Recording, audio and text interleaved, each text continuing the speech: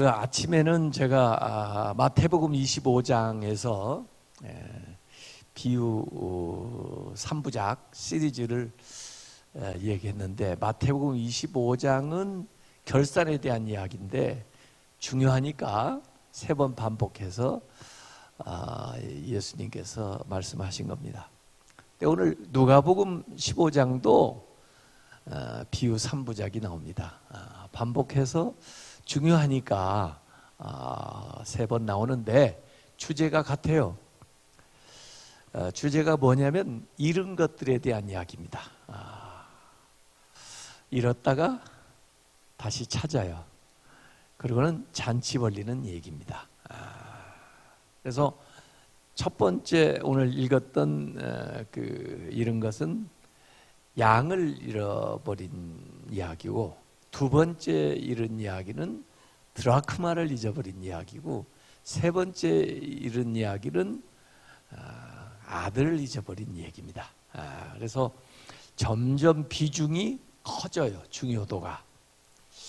양은 100분의 1 한 마리 잊어버렸는데 양이 얼마나 가는지 모르겠습니다.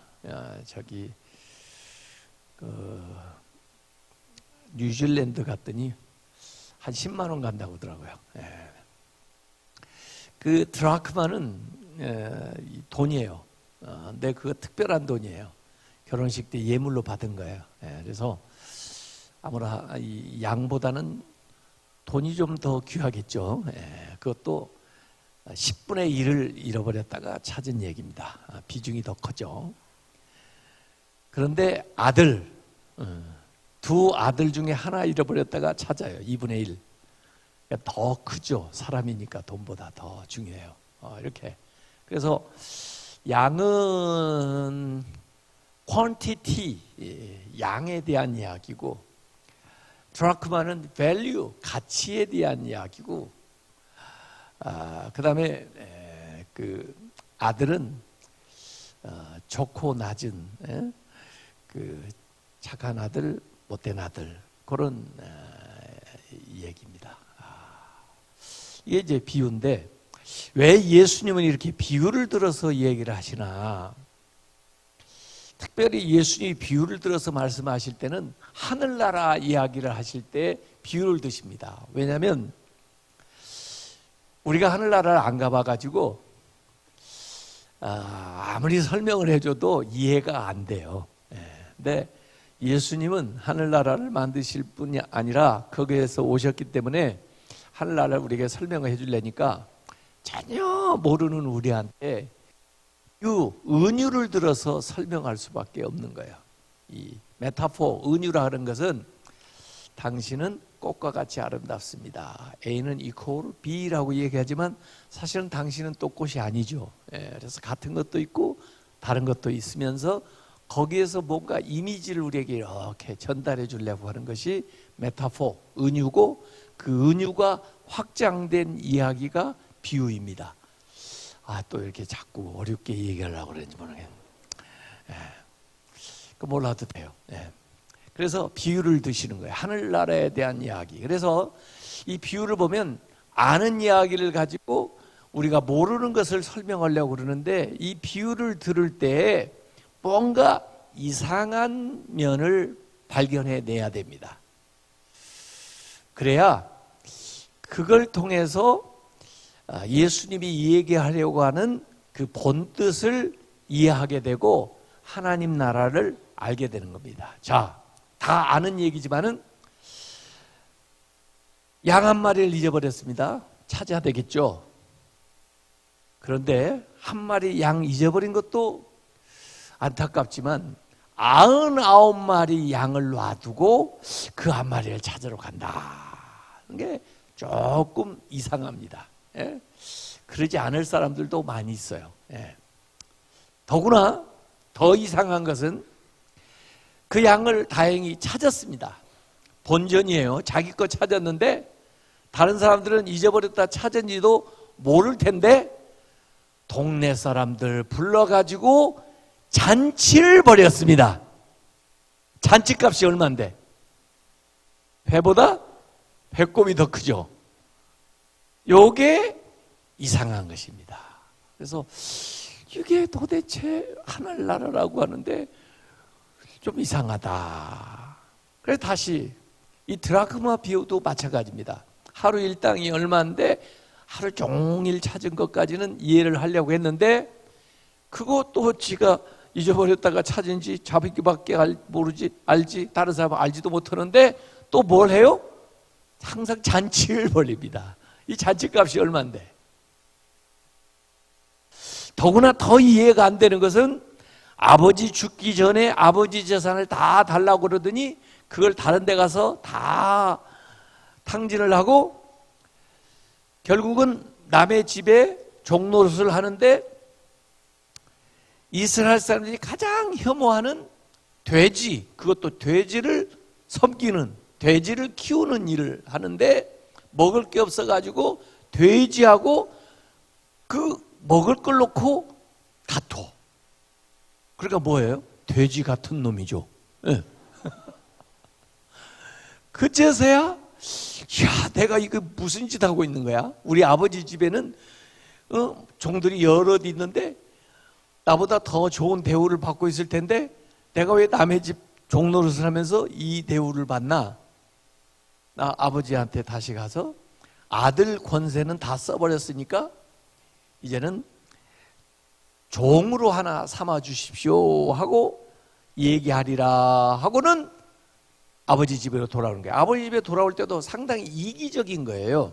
예? 그리고 뭔가 말을 잘하면 아버지가 받아주지 않을까 해가지고 이렇게 말하리라 그 멘트를 준비해가지고 계속 외우면서 오는데 그 세월 동안 자식의 몰골이 망가져서 다른 사람 같으면 알아볼 수도 없었을 텐데 아버지는 그 아들을 기다리고 있다가 그 오는 아들을 보고 아들이 아버지를 향해서 달려가는 것이 아니고 아버지가 그 모든 채시를 저버리고 아들을 향해서 달려가서 아들이 말도 하기 전에 그냥 쓸어안아요. 아들이 이제 아버지 아들이라 감당치 못하겠습니다. 품꾼의 하늘로 그 말 들어서가 아니라 아버지는 종들에게 그 옷 준비한 거 그거 가져오고 목욕시키고 금가락지 가지고 금가락지가 헐렁헐렁 했을 거예요. 이 작은 아들이 집에 왔을 때 제일 싫어한 게 누군지 아세요? 살찐 송아지 그날 잡았거든. 그 큰아들은 어디로 가 있었는지 하여간에 집에 잔치가 벌어졌는데 늦게 이르에 집으로 돌아오는데 보니까 잔치 소리가 들려요. 그래서 이 종을 불러가지고 야 집에 무슨 일이 있냐 그랬더니 아이고 어디 가셨어요? 찾았는데 지금요 동생이 돌아왔어요. 그래서 아버지가 너무 기뻐서 잔치를 벌였어요. 그런데 이 큰아들은 하나도 기쁘지가 않고 기분이 나쁜 거예요. 그래가지고는 안 들어가. 실갱이를 벌이고 있으니까 아버지가 나온 거예요. 그랬더니 아버지한테 대고 It's not fair. 불공평해요.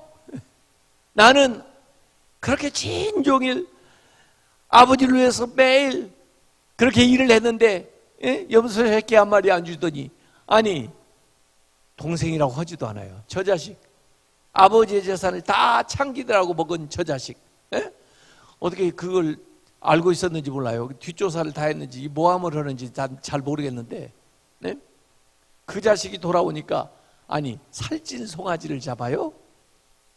It's not fair. 그러는 거예요. 그래서 아버지가 내게 다 네 거 아니야. 근데 저 자식은 죽었다가 다시 살았는데 잃어버렸다가 다시 얻었는데 내가 잔치를 벌이는 게 그렇게 나쁘니? 그랬어요.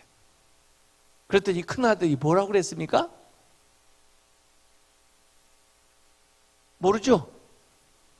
성경에 안 나와서 모르는 게 당연합니다. 왜 이 큰아들의 반응을 적어놓지 않았을까? 이 이야기는 미종결로 끝냈습니다. 왜냐하면 너라면, 네가 큰아들이라면 어떻게 하겠느냐 우리한테 딱 맡겨둔 거예요. A, 아이고 아버지 제가 생각이 짧았네요. 들어가시죠. 어디 동생은 괜찮아요? 네, 그렇게 A. B, 이제 그 자식하고 잘 먹고 잘 사세요. 이제 내가 나가랍니다. 어떤 거 하실래요? A와 B. 그래서 예수님의 이 이야기는 우리를 초청하고 있는 거예요. 그래서 네가 큰아들이라면 어떻게 할래? 이렇게 물어보고 있는 거란 말이에요. 근데 왜 이 이야기를 하게 됐느냐면 앞에 바리새인과 서기관들이 예수님을 비난하는 거예요. 왜 예수님은 저 세리 죄인들하고 같이 식사를 하고 그들을 용납하느냐? 그때 예수님이 이 비유 3부작을 하게 된 겁니다. 그래서 이 이해가 안 되는 이 바리새인 서기관 그리고 큰아들이 있어요. 이게 왜 이해가 안 되냐면 그 목자의 마음이 하나님 마음이야. 그 목자의 마음이 하나님 나라야. 그 여인의 마음이 하나님 나라야. 그 여인의 마음이 하나님의 마음이야. 이 아버지의 마음이 하나님의 마음이야. 그 마음이 하나님 나라야. 그래요. 근데 이 세상 사람들은 이 세상 가치관 가지고는 그게 잘 이해가 안 되고 오히려 불공평해요. 그래서 예수님이 또 부가적으로 마태복음 20장에 보면 또 비유로 말씀을 하십니다. 이 비유는 굉장히 길어요. 전체 한 장을 차지하고 있어요. 마태복음 20장. 포도원 품꾼의 비유입니다. 이 같은 주제예요. 하늘나라에 대한 건데 그 당시는 일을 찾는 사람들은 많이 있고 일자리는 별로 없고 그래가지고 장기 고용을 하질 않습니다. 일당으로 그날 왜냐하면 일 찾는 사람 많으니까. 그래서 인력시장에 새벽같이 사람들이 일을 얻기 위해서 모여듭니다. 그러면 일이 필요한 사람들은 와가지고 필요한 만큼만 그날 데려다가 일을 시키고 일당 주고 끝냅니다. 그러면 쉬우니까. 자, 그 당시는 새벽 6시부터 시작해가지고 저녁 6시까지 12시간을 일하고 일당을 받았습니다. 그래 6시 전에 사람들이 인력시장에 모여왔겠죠. 어떤 사람이 이제 거기에 일꾼을 구하러 갔습니다. 그래가지고 오늘 포도원에서 해야 될 일의 양하고 이걸 다 생각을 해서 몇 명쯤 있으면 될까? 한 10명쯤 오늘 일꾼을 구하면 되겠나? 그래가지고 하여간 처음에 일 잘할 만한 사람들 한 10여 명 필요한 사람을 뽑았습니다. 아마 그 뽑힘을 받을 때 이 사람들은 굉장히 안도의 한숨을 쉬었을 겁니다. 아유, 오늘도 일을 하게 됐구나. 그 얼마 한 데나리온 주겠다고 서로 약속을 해요. 그날 일당이에요. 아유, 오늘도 일당을 받게 됐구나. 아유, 저를 불러주셔서 감사합니다. 오늘 열심히 일하겠습니다. 예, 가라고 해서 포도원에 갔습니다. 거기까지 보면은 아무 이상한 이야기가 아닙니다. 그런데 이 비유는 이상한 게 들어있다고 그랬죠. 지금부터 이상해집니다. 9시에 아침을 먹고 이 사람이 또 그 자리에 가다 보니까 사람들이 있는 거예요. 그래서 당신들 왜 이러고 있어? 그랬더니 써주는 사람이 없었어요. 보나마나 일 잘할 만한 사람들 다 뽑혀가고 좀 비실비실한 사람들이니까 남아있는 거 아니겠어요? 그런데도 이분이 그 중에 또 몇 명을 더 뽑아가지고 포도원에 가라고 그러면서 이번에는 얼마를 주겠다고 피차에 약속을 안 했습니다. 왜냐하면 이 사람들도 불러준 것만 감사하니까 그냥 처분을 바라고 그냥 들어간 거예요. 제가 거기까지는 그래도 이해를 하려고 그랬습니다. 근데 더 이해가 안 되는 것은 이제 12시에 지나가다가 보니까 여전히 또 이렇게 사람들이 있습니다. 왜? 그러고 있어. 그랬더니 써주는 사람이 없어가지고요. 아니 지금 일과 반절이 지났는데 그래서 이미 자기는 6시에 사람 필요한 거 다 보냈는데도 불구하고 그 중에 또 일부를 뽑아가지고 보냈습니다. 아니 거기까지는 그래도 조금 내가 이해를 해보려고 그랬는데 오후 3시에 가다가 또 보니까 사람들이 있습니다. 그래서 그 중에 또 몇 사람을 보냈습니다. 아니 심지어 오후 5시에 가보니까 이제 하루 일과 1시간밖에 안 남았는데 그래도 거기 있는 사람도 있습니다. 그들마저 일터로 보냈습니다. 일을 하려다 보니까 금방 6시가 돼서 끝났습니다. 보통 경우라면 first come, first served, 먼저 온 사람 먼저 돈 줘 보내면 아무 문제가 없는데 이상하다고 그랬죠. 이 주인이요 5시에 온 사람부터 불렀습니다. 얼마를 주려나 그 사람들도 궁금하고 모두 다 궁금할 거 아니에요. 그런데 그 5시에 와서 1시간밖에 일하지 않은 사람들에게 하루 일당인 1데나리온을 줬습니다. 과분한 거죠. 다 놀랐어요. 받는 사람도 놀랐을 거고 보는 사람도 놀랐을 거고 자연히 아침 6시에 온 사람은 무슨 생각을 했겠습니까? 우리하고 아침에 1데나리온 주기로 약속은 했지만 주인이 굉장히 관대한 분인가 보다. 최소한 우리한테 2데나리온은 주겠지. 그렇게 생각을 했을 거 아닙니까?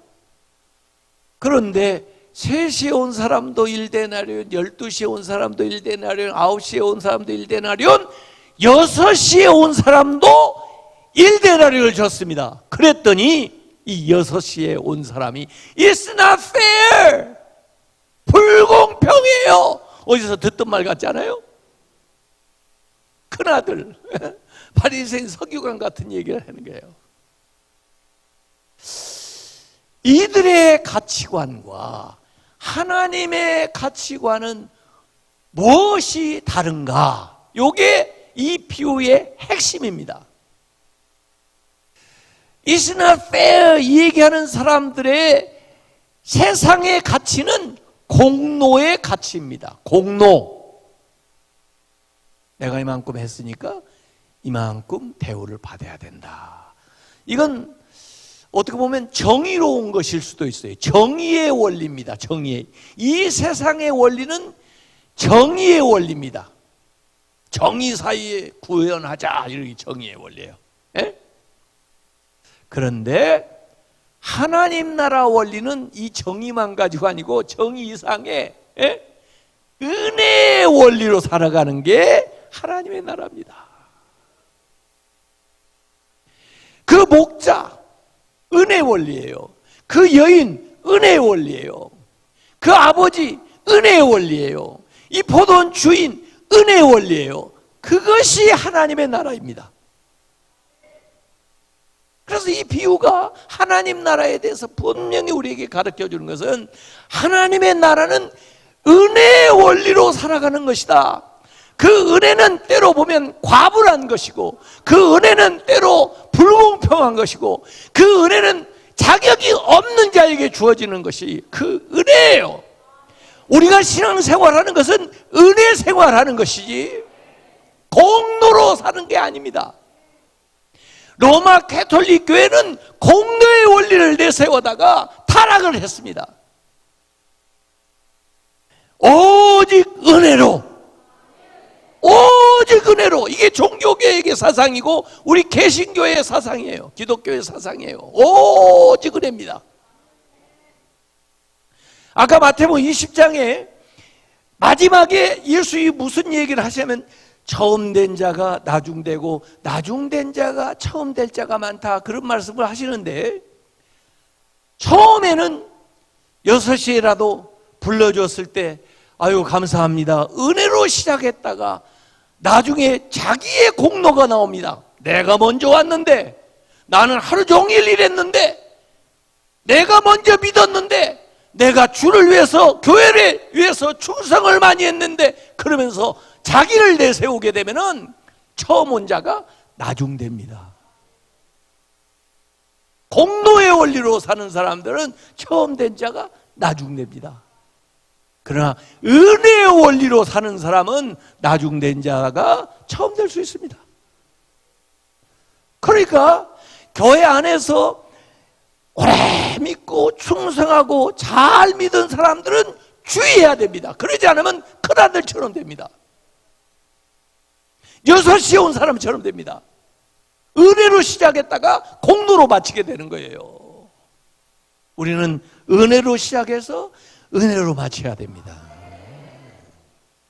여러분, 이 세상은요, 천국의 원리도 때로 경험을 할 수 있고 지옥의 원리도 경험을 하고 삽니다. 우리가 왜? 지옥을 경험하면서는 아유, 이렇게 잠깐 경험해도 아주 기분이 나쁘고 아주 힘들고 죽겠는데, 평생 영원히 그런다면 얼마나 이게 불행하겠나. 그래서 지옥까지 말하고, 이 지옥의 원리는 뭐냐면 불의의 원리입니다. 한 데나리온 분명히 주기로 6시에 약속을 해놓고 임금 체불을 하고 안 줘. 그게 지옥입니다. 불의한 거죠. 그러나 한 데나리온을 약속을 하고 한 데나리온을 준 것은 정의로운 거죠. 예? 그런데 그 사람은 한 데나리온을 받았다고 할지라도, 자, 12시에 온 사람은 그러면 어떻게 줘야 돼요? 2분의 1 데나리온 줘야 됩니다. 5시에 온 사람은 얼마 줘야 돼요? 12분의 1 시급으로 줘야 됩니다. 12분의 1 데나리온. 그러면 먹고 살 수가 없습니다. 정의롭다고 하는 것이요, 다 좋은 것 같지만요, 은혜만 못한 거예요. 네. 우리가 이 세상에서 내가 한 대로가 아니라 과분한 것을 경험합니다. 은혜를 경험한 거예요, 이 세상에서. 그러다 보면 우리는 아유, 이렇게 잠깐 경험해도 이 은혜가 좋은데 이걸 영원히 경험하면 얼마나 좋을까. 그래서 하늘나라를 사모하는 거예요. 하나님의 은혜와 긍휼을 받으시기 바랍니다. 이 은혜라는 건 뭐냐면요, 받을 자격이 없는데 주는 게 은혜예요. 긍휼은요, 받아 마땅한 것을 면해주는 게 긍휼이에요. 그래서 은혜와 긍휼을 잘 구분을 할 필요도 있고, 또 어떤 때는 구분이 잘 안 되기도 하는데, 이렇게 구분을 하면 돼요.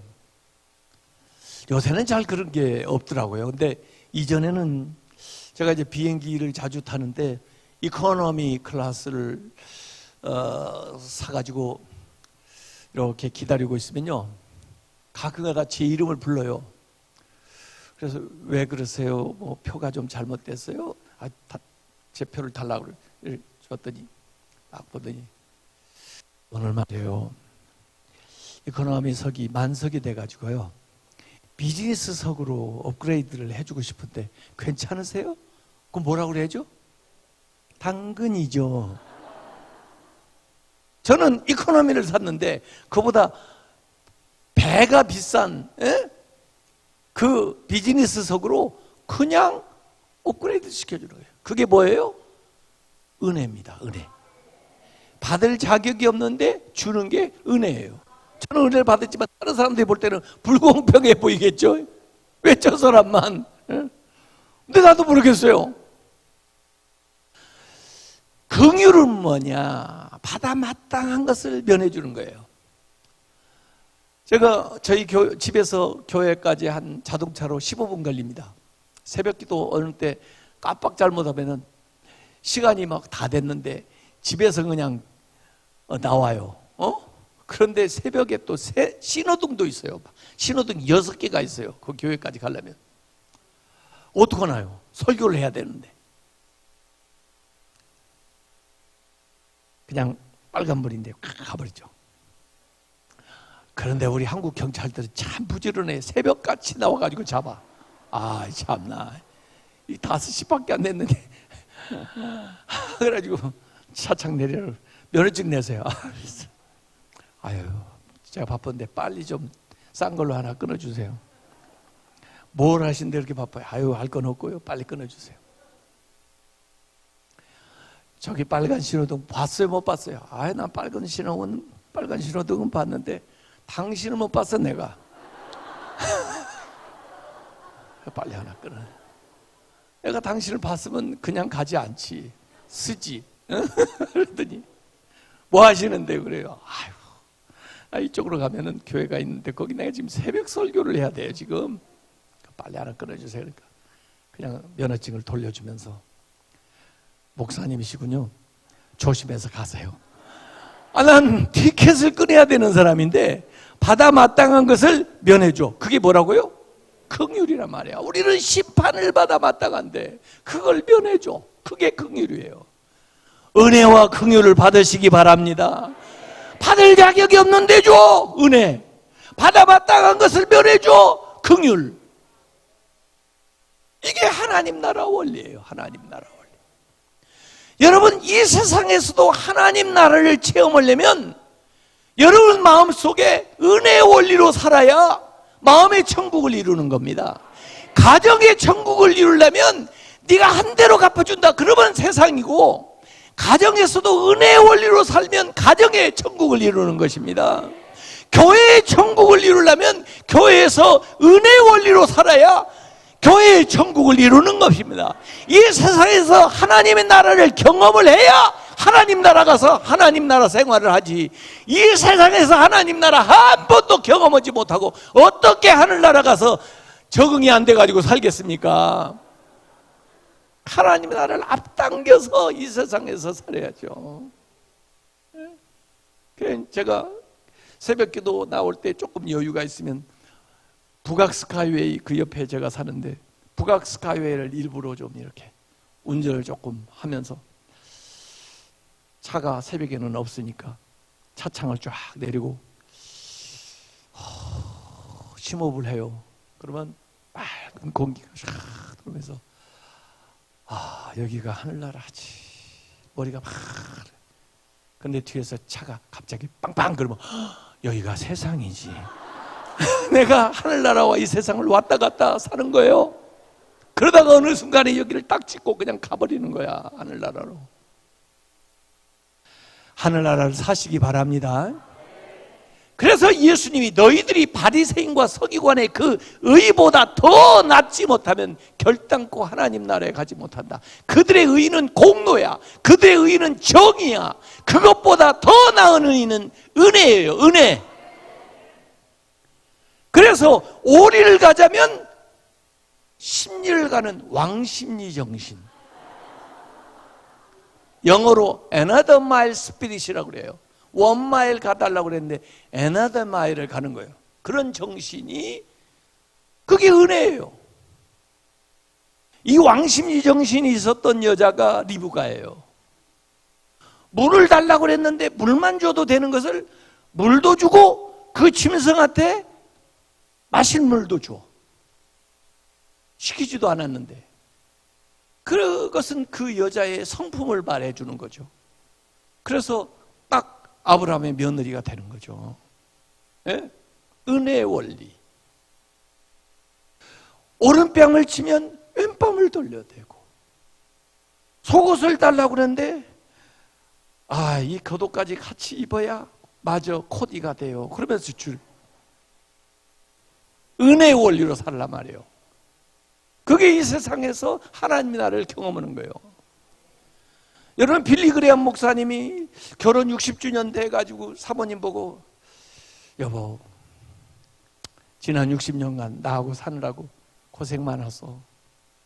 때로 미울 때도 많이 있었지? 그랬더니 그 사모님이, 아니요, 죽이고 싶었어요. 아니, 빌리그레암 목사님한테. 은혜 아니고는 부부 생활도 잘할 수가 없어요. 나는 이 여자가 라헬인 줄 알고, 저 여자만 얻으면은 세상에 부러울 걸 없는 줄 알고 종롯을 7년을 해가서 저 여자를 내 아내로 맞이해가지고 하룻밤 지내고 났든지 이 여자가 라헬이 아니고 레아야. 이건 비유입니다.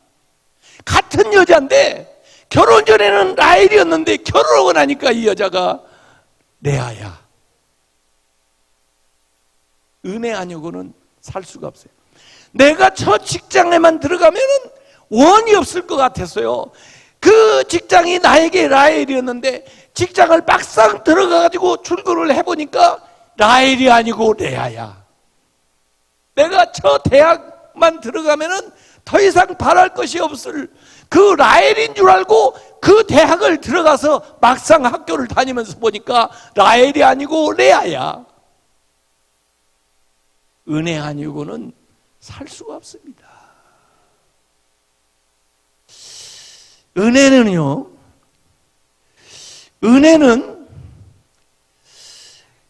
해결 못할 것들이 없습니다. 은혜가 해결 못할 죄가 없습니다. 여러분, 원래 하나님도 우리 죄를 용서해 주고 싶어 하세요. 그래서 죄를 우리가 지었을 때 죄값을 내가 치러야 되지만은 내가 죽을 수가 없었기 때문에 내보다 덜 값이 나가는 짐승의 피로 속죄를 받을 수 있도록 길을 하나님이 열어놓으셨어요. 그래서 형편에 따라서 송아지를 드릴 수 있는 사람은 송아지를 드리지만은 진짜 없어가지고 형편이 어려운데 그래도 죄사함을 받아야 되는 사람은 비둘기, 산비둘기라도 뛰어다니면서 잡아서라도 갖다가 바치면, 피를 흘리면 그걸 보고 내 죄를 용서해 주는 거예요. 그런데 하물며 그 짐승의 피로 내 죄를 용서해 줬는데 이제는 예수 그리스도 하나님의 아들이 이 세상에 오셔가지고 내 죄 대신 예수님이 십자가에 못 박혀 돌아가셔서 희생제물이 된 거예요. 이건요 과분한 거예요. 과분한 거. 아니 짐승의 피로 속죄를 받았었는데 나보다 덜 귀한 걸로 이 귀한 것을 속했는데 아니 나 같은 걸 위해서 하나님의 아들이 희생제물이 됐다. 이건요 과분한 것이라니까요. 예수 그리스도의 보혈이 그래서 속죄 못할 죄가 없어요. 예수 그리스도의 보혈은 once for all, 단번에 모든 죄를 사해 주셨습니다. 지금까지 진 죄뿐 아니라 앞으로 지을 죄까지 다 사해 주셨습니다. 죄만 사해 주실 뿐만 아니라 의로운 삶을, 성결한 삶을 살 수 있는 능력을 우리에게 가져주었어요. 마이너스만 없애준 게 아니라 플러스 엄청 갖다 준 거예요. 그래서 여러분들에게만 이 얘기를 하는데 앞으로는 죄 져가지고 지옥 갈 사람 아무도 없습니다. 안 믿으니까 지옥 가는 거예요. 예수님만 믿으면, 예수 그리스도의 보혈만 의지하면 어떤 죄라도 사 못할 받을 죄가 없어요. 그리고 우리끼리 얘기인데 앞으로 죄를 좀 더 져도 그것 때문에 지옥 가지를 않아요. 왜 그런지 아세요? 이미 다 갚아놨다니까. 제가 어렸을 때 돈은 없고 과자는 먹고 싶고 그 우리 집 앞에 구멍가게에서 외상 좀 갖다 먹었는데 나중에 외상이 많아지니까 그 집 앞을 이렇게 오는 게 겁이 나. 아저씨가 부를까 봐. 그래가지고 뒤로 이렇게 해서 집에 돌아오더니 며칠 안 보이니까 그 아저씨가 결국 우리 아버지 보고 요새 왜 기체가 안 보여요? 그래. 왜 있는데 왜 그러세요? 그러니까 사실 걔가 외상을 좀 갖다 먹었거든요. 얼마를 갖다 먹었는데 그래가지고 걔가 한 500원 갖다 먹었는데 그래요? 그래가지고 우리 아버지가 너 이놈 이리 와. 너 외상 갖다 먹었다며? 그래. 이놈이 어린 놈이 벌써부터 외상 갖다 먹고 있는 짓이 500원씩 갖다 먹었다며? 그래요? 그랬대. 이놈아 아빠가 1,000원 줬다 이놈아. 다시는 이놈아 500원 맡겨놓은 것이 되니까 먹고 싶으면 가서 갖다 먹어. 그때부터는요, 제가 500원, 마이너스 500에서 플러스 500 됐잖아요. 1,000원 갖다 주니까. 아저씨, 이거 좀 내가 가져갈게요. 이렇게. 우리의 마이너스만 없어진 게 아니라니까요. 예수님의 보혈이 우리에게 어마어마한 것들을 가져다 줬어요. 과분한 거예요. 과분한 거. 이 소돔 고모라 성을 멸망하는데 죄가 많아서 멸망한 게 아니에요. 소돔 고모라가 멸망한 것은 그들을 구원할 10명의 의인이 없어서 멸망한 거예요. 죄가 많죠. 죄 없는 인간이 어디 있어요, 세상에. 그러나 우리를 구원할 수 있는 의가 있으면 구원받아요. 여러분이 예수 그리스도의 의를 의지하면 구원받아요. 내 죄에도 불구하고. 여러분, 은혜 받아야 변화가 일어납니다. 그 장발잔 그 레미제라블을 보면은 이 사람은 빵 하나 훔쳤는데 가족들하고 먹으려고 너무 배가 고파서, 그런데 그걸 어떻게 좀 봐주질 않고 계속 죄에 죄를 가중해가지고 결국 이것 때문에 19년 감옥 생활해요. 빵 하나 훔친 것 때문에. 여러분, 감옥에서 그렇게 있으면 사람이 고쳐질 줄 아세요? 오히려 마음이 완악해지는 거예요. 이놈의 세상, 나보다 더 잘못한 놈들이 많은데 왜 나는 이렇게 억울하게, 이런 거 조그마한 거 가지고 이렇게 나를 어렵게 하고, 그냥 세상 나가봐라, 그냥 한번 내가 그냥 원수를 갚게 돼, 이렇게 되는 거예요, 사람이요. 여러분이 감옥에 있는 사람 가서 물어보세요. 그 사람들 다 죄 없다고 그래요. 그리고 지보다 잘못한 사람 다 밖에 있다고 그래요. 전과자라고 어디 써주지도 않아. 받아들여 주지도 않아.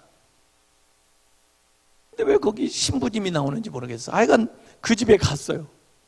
가가지고 음식도 대접받고 잠자리도 대접받고, 그래서 자는데 자다가 물이 목이 마른 거야. 그래가지고 보니까 물을 마시려고 보니까 이게 은잔이야. 탐심이 일어난 거예요. 아니, 감옥 생활을 그렇게 오래 했는데도 이게 안 없어진 거예요. 요걸 갖다가 팔면 미천을 잡아서 장사도 할 수 있을 텐데. 그래가지고 그 밤에 그냥 잠도 안 자고 이걸 가지고 도망갔어요. 그래도 잡혔어. 그래가지고 이 집에 끌려와. 띵동. 목사님, 이 사람이 여기서 나오는 거 보고 잡아서 소지품을 검사해 보니까 이 은잔이 나옵니다. 이거 목사님 거 맞죠? 목사님은 은잔이 없어서 신부님이었나 보다. 신부님 맞죠? 이렇게. 그랬더니 맞아요, 제 건데요. 그런데 제가 이 사람한테 선물로 줬습니다. 여보게 잘 왔네. 왜 이 은촛대는 놓고 갔나? 그래가지고 요거까지 주는 거야. 오리를 가자고 하는데 심리, 속옷을 달라는데 겉옷까지 주는 거야. 이야, 이 사람 한마디에 완전히 갈 수가 있었는데 은혜와 긍휼을 베풀어 주는 거예요. 그때부터 이 사람이 변화되기 시작하는 거예요. 마음이 흔들릴 때마다 그 은촛대를 꺼내보면서 내가 은혜 받았는데, 내가 긍휼함을 입었는데 이렇게 살면 안 되지. 그러고는 새 삶을 살아가는 겁니다. 은혜 받아야 변화됩니다. 결심한다고 되는 게 아닙니다. 제가 교수하다가 교회로 목회로 간다고 하니까 우리 선배 교수가 나를 딱 붙들더니, 그분은 목회하다가 교수 된 분인데, 한 목사, 사람이 변화된다고 생각하나? 나는 사람이 변화 안 된다고 생각해. 사람 정말 변화가 안 되더라고. 괜히 헛고생하지 말고 그냥 여기 있어. 근데 나는 믿습니다. 은혜를 받으면 변화됩니다. 무슨 뭐 결심을 해서 변화가 됩니까? 생각을 바꿔가지고 변화됩니까? 아니에요. 은혜 받아야 변화됩니다. 은혜 받아야 용서합니다. 내가 저 사람을 용서 못하는 것은 은혜가 부족해서 그래요. 내가 어떤 사람, 아이고 저 사람 왜 그래요 하나님? 그랬더니 꿈에 내 배가 이렇게 이 강으로 내려오는데 이 바위들이 막 있어가지고 이 냇가에 자꾸 걸기적거려가지고 진도가 안 나가. 막 거기서 맴돌고 왜 이렇게 이 인생들이 나를 걸기적거려가지고 나를 못 나가게 이렇게 막는 거야. 그러고 있는데 생각이 들어오는 거예요. 야, 그 돌을 빼줄까? 그러지 않으면 내가 물을 더 많이 보내줄까? 어떻게 좋겠어요? 돌을 빼주는 게 좋겠어요? 물을 더 많이 보내주는 게 낫겠어요? 물을 더 많이 내려보내주면 수위가 높아지겠죠. 그러면 아래에 돌이 있거나 말거나 위로 시작하겠죠. 돌을 요거 하나 빼주면요, 저쪽 가면 또 돌이 있다니까. 은혜 받으면 용서됩니다. 요셉이 은혜 받고 나니까 자기 형님들이 자기 팔아먹은 거 다 알아요. 자기 죽이려고 했던 거 다 알아요. 다 억울하게 하는 거 다 알아요. 그러지만 은혜 받으니까 용서됩니다. 은혜 못 받았으면 끝까지 막 원망하면서 그렇게 살았을지 몰라요. 은혜 받은 여러분들이 용서하십시오. 은혜 받은 여러분이 용서하지 않으면 그 은혜가 위태롭습니다. 1만 달란트를 탕감을 해줬어요. 야, 1달란트, 2달란트, 5달란트도 대단한데 1만 달란트를 탕감받았어요. 이건 어마어마한 일입니다. 예. 이건 임금님한테 탕감을 받아요. 임금님 정도 되니까 그런 정도의 것을 빌려줄 수 있었고 그걸 탕감할 수 있는 스케일이 있는 거예요. 그랬으면, 그 은혜를 받았으면, 그날 이렇게 가다가 자기 친구 만났습니다. 근데 그 친구는 자기한테 100데나리온 빚진 사람입니다. 이 100데나리온 어디서 나왔겠어요? 그 1만 달란트 중에 조금 이자 놀이 하느라고 빌려줬겠죠. 그랬으면 그 사람을 만났을 때, 야, 나 기분 좋아 보이지 않냐? 오, 해피데이. 오늘 기분 좋은 날이야. 왜? 나 말이야, 탕감 받았어. 나 1만 달란트 빚진 거 탕감 받았다고. 너 나한테 얼마 빚졌더라? 100데나리온. 없는 걸로 해. 없는 걸로 해. 나도 새로 시작하는 마당에 너도 같이 새로 시작하자. 이러면 얼마나 좋습니까? 그런데 100데나리온 자기한테 빚진 친구를 딱 멱살잡으면, 이 자식 왜 돈 안 갚아? 아, 요새 코로나19라 일도 못 해가지고 조금만 참아줘. 갚을게. 안 돼. 나 이제 참을 만큼 참았어. 너 이제 이리 가. 그래가지고 감옥에다 집어쳐놨어요. 더 이상 갚을 수가 없잖아요. 그 얘기를 그 임금님이 들었습니다. 아니, 세상에 100데나리온 미쳤다고? 아니, 나는 자기한테 1만 달란트를 탕감을 해줬는데, 아니 100데나리온 용서를 못해? 그것도 오늘, 에? 같은 날에. 잡아들여. 이렇게 된 겁니다. 은혜 받은 여러분들은 은혜를 베푸십시오. 용서하십시오. 용서하는 게 forgive예요. 먼저 주는 거예요. 용서예요. 용서. 은혜는 우리가 한 일에 기초하지 않고 하나님이 하신 일에 기초하고 있어요. 예수님이 하신 일에 기초하고 있어요. 에베소서 2장 28절에 너희가 그 은혜를 믿음으로 말미암아 구원을 얻었나니 이것이 너희에게서 난 것이 아니고 하나님의 선물이라. 행위에서 난 것이 아니니 자랑하지 못하게 하려 함이라. 그 하나님의 사랑이 로마서 5장에 보면 우리에게 임하는데, 우리가 연약할 때, 사람들은 강한 사람들을 사랑하죠. 그런데 우리가 연약할 때 하나님 우리를 사랑하시고, 또 사람들은 착한 사람 사랑하죠. 근데 하나님 우리가 죄인 되었을 때 우리를 사랑하고, 사람들은 가족 친구들을 사랑하죠. 우리가 원수 되었을 때 우리를 사랑해요. 이 점점 더 악화되는 거예요. 연약할 때, 죄인 되었을 때, 원수 되었을 때 예수 그리스도께서 우리를 위해 십자가에 못 박혀 돌아가심으로 하나님의 사랑을 확증해 주신 거예요. 제가 오늘 집회를 마치면서 은혜로 끝내고 싶은 거예요. 은혜. 예. 은혜로 사시기 바랍니다. 공로의 원리로 살면 그건 세상 생활이에요. 난 교회 안에서도 왜 이렇게 공로의 원리가 많은지 모르겠어요. 내가 교회를 세웠는데, 내가 교회에 무슨 이런 직분을 갖고 있는데, 내가 교회에 이만큼 헌신을 하고 있는데, 매일 공로. 이게 세상이지. 이게 무슨 교회예요? 이게 무슨 신앙생활이냐 말이에요. 에? 처음부터 마지막까지 신앙생활은 은혜의 은혜. 은혜 아니면 내가 설 수가 없습니다. 내가 참 누구보다도 은혜를 많이 받았습니다. 근데 그 은혜의 특징이 뭐냐면 과분한 거예요. 무자격이야. 불공평한 거예요. 네. 나는 특별한 은혜를 힘입었습니다. 그 은혜를 힘입으시기 바랍니다.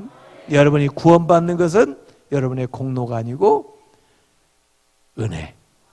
그 은혜로 구원을 받은 거예요.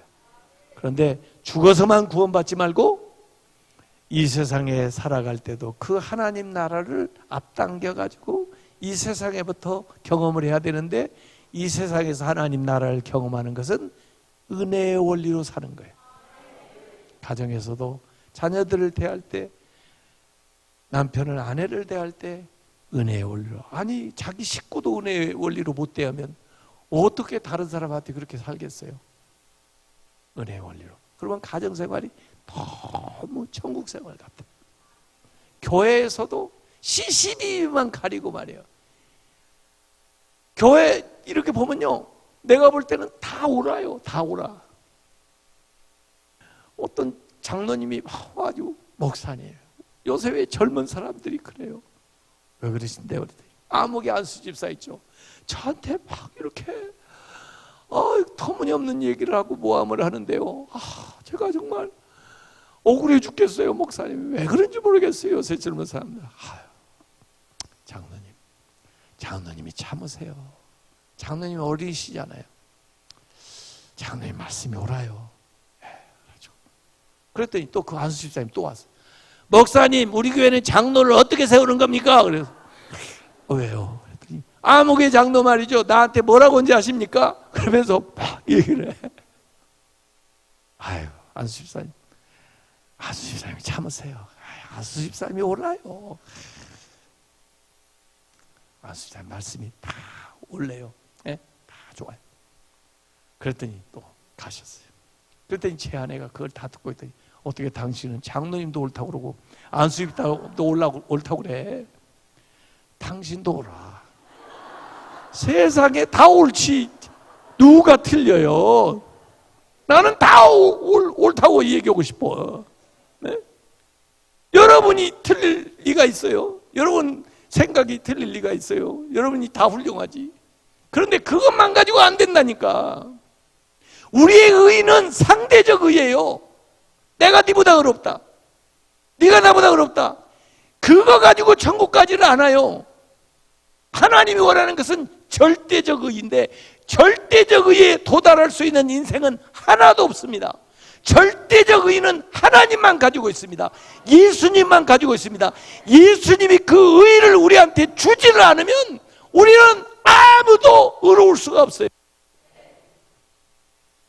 내가 네보다 어렵다고 내가 천국 갑니까? 그 사람이 천국의 기준입니까? 여러분이 저보다 어렵다고 천국 갑니까? 제가 무슨 천국 가는 기준입니까? 비교 평가하는 게 아니에요. 하나님 나라는요, 절대적 의의를 가져야 되는데, 이 절대적 의의는 인간에게서 나오지는 않아요. 우리끼리 누가 좀 착하고 못하고 그 차이 가지고는 안 됩니다. 구원받으려면 하나님의 의를 힘입어야 되는 거예요. 그건 은혜밖에 안 되는 거예요. 은혜 아니고는 안 되는 거예요. 그걸 받는 것이 믿음이에요. 믿음으로 그 은혜를 힘입으로써 구원받는 거예요. 세상에 아무리 착하게 산다고 해보시오. 그 상대적 의 갖고 천국 가나? 못 가요. 못 가. 아주 성인이라도 못 가요. 못 가. 그건 나보다 선한 정도지 예수님 하나님의 의에 도달할 수는 없는 거야.